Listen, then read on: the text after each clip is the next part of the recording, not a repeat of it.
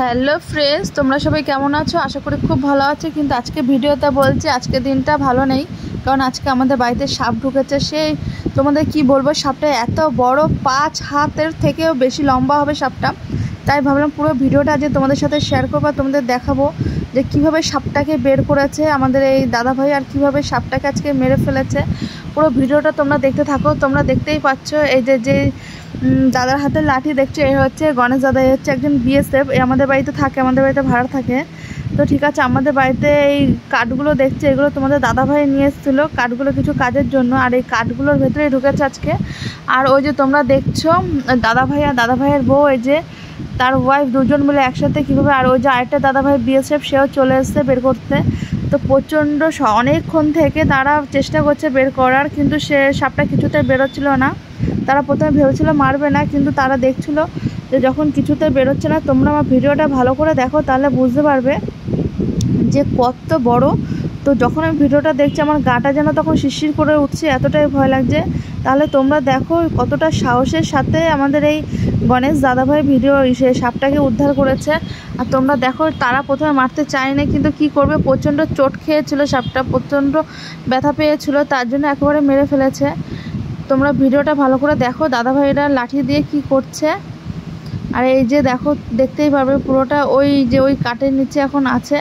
আমি যথেষ্ট চেষ্টা করেছি আমি ওপর থেকে ক্যামেরা করার, না হলে কি করব, সাপের ভয় তো সবারই লাগে, তার জন্য আমি সামনে থেকে না গিয়ে ওপর থেকে, আমাদের ঘরের ওপর থেকে আমি ক্যামেরাটা করে তোমাদের দেখাচ্ছি। এই যে বাটামগুলোর এই ভেতরে ঢুকে আছে, সে কত বড় সাপটা, সে কি বলবো। এদিকে তো বাড়িতে ছোট ছোট কত বাচ্চারা আছে, তোমরাই বলো তো, একটা ভয় লাগে না?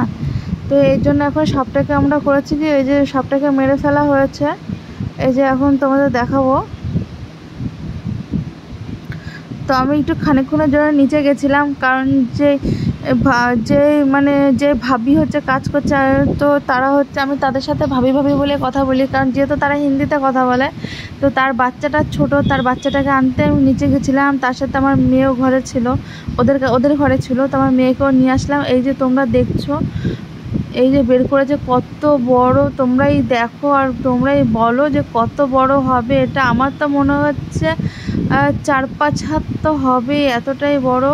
এটাকে কীভাবে মারছে, কারণ তার আগে প্রচণ্ড বের করার সময় একটা বড় একটা সে কি বলবো, পাথর ছুঁড়ে মেরেছিল, তার জন্য সাপটা এমনিতে আগে থেকে ব্যথা পেয়েছিল। এর জন্য এই যে তোমরা দেখছো, এই যে এখন মারছে। এই যে দাদাভাই সেই সময় বাড়িতে ছিল, ডিউটিতে যায়নি, তো সেই পুরো সাপটাকে একাই নিজের হাতে বের করে নিজেই মেরে দিল। আর তোমরা প্লিজ বলো, এই কার কার বাড়িতে এখন এই সময় সাপ ঢোকে? এখন তো বৃষ্টি হচ্ছে, সাপ আসাটা তো স্বাভাবিক, তোমরাই বলো। ঠিক আছে বন্ধুরা, আমার তো প্রচণ্ড ভয় লাগছে, তার জন্য কি আর বলবো, আজকের দিনটা খুব একটা ভালো যায় না। যখন এইভাবে মারছিল নিরীহ প্রাণীটাকে, তখন আমার একটু খারাপ লাগছিলো, কিন্তু খারাপ লাগলেও কিছু করার নেই, কি আর করা যাবে। তাকে অনেকভাবে চেষ্টা করা হয়েছে আগে থেকে বের করে দেওয়ার জন্য, কিন্তু সে বেরোয়নি।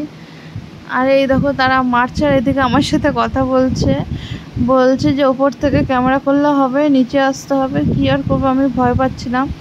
এই যে ওরা এখন করছে, এই যে এটাকে এখন তুলে নিয়ে যাচ্ছে, তোমরা দেখছো ওইখানে একটা, ওই বাবা কত বড় সাপটা, তোমরাই বলো। আর কি আর করবো, আজকে ভিডিওটা আমাকে এখানেই শেষ করতে হবে।